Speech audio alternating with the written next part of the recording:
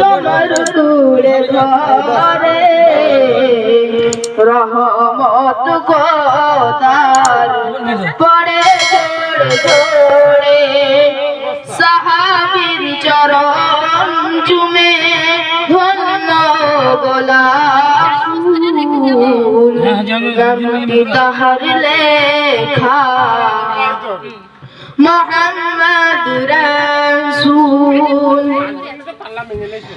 আব্বা জানের মাজার দেখতে যাবে নবী মোর আম্মা জান সাথে, আম্মা জান চলে গেল ফিরে আসার পথে, সাহাবীর চরণ চুমে ধন্য গোলাপ ফুল নামটি তাহার লেখা মোহাম্মদ রাসূল।